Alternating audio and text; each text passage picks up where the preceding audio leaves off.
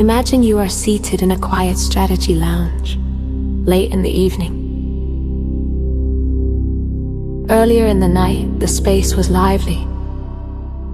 People moved between small circles of conversation, exchanging introductions and ideas, while the energy of the gathering carried easily through the room. Different projects were mentioned, perspectives were compared, and the tone of the discussions felt open and exploratory. Now the atmosphere feels different. Most of the guests have already left, and only a smaller circle remains gathered around a low table near the far side of the room. The lights are softer here, and the conversation has slowed into something more deliberate. You notice that people are listening more carefully now. The discussion has moved beyond introductions. One participant begins outlining a concept their team has been developing. They explain the opportunity they see and how their approach could reshape the way several organizations address the problem. The explanation is clear and confident. You listen as another participant asks how the idea might scale if the early stages prove successful. Someone else reflects on why similar efforts struggled in the past and what might make this one different. For several minutes, the tone of the room remains open and curious.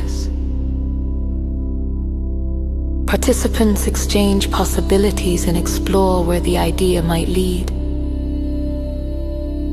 Gradually, however, something begins to change. You begin noticing that the questions are becoming more precise. Instead of asking what the idea could become, participants start exploring what might challenge it. One person asks how the approach would respond if the market shifted unexpectedly. Another wonders what would happen if a larger organization introduced a competing strategy.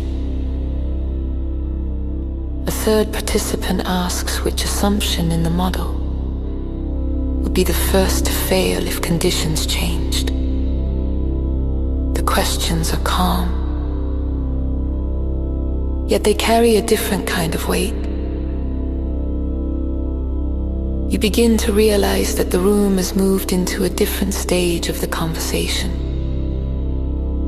It is no longer simply exploring the idea. It is testing its limits.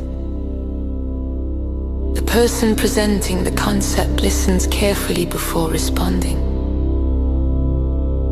They explain how the approach might adapt under different conditions and which signals they would monitor if the situation began changing.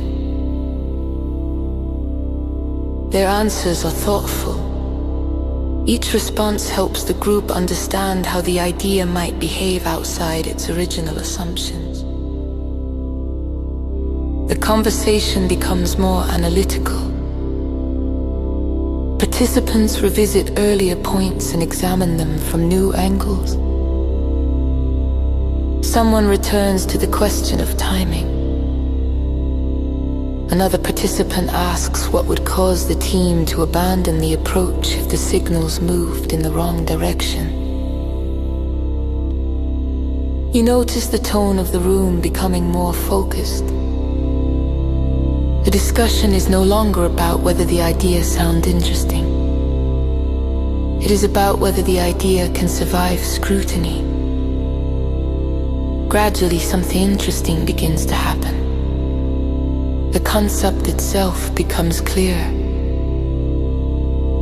Not because it was defended,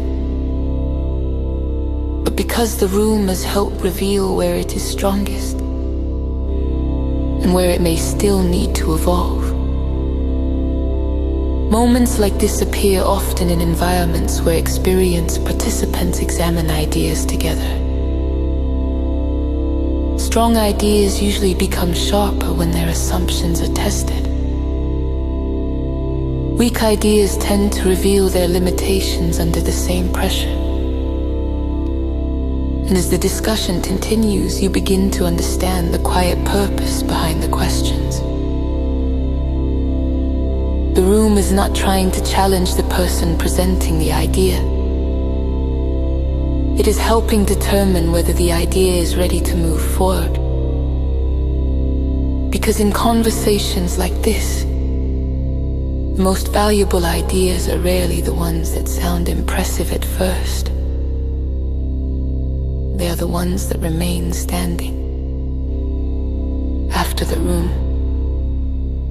has explored their limits.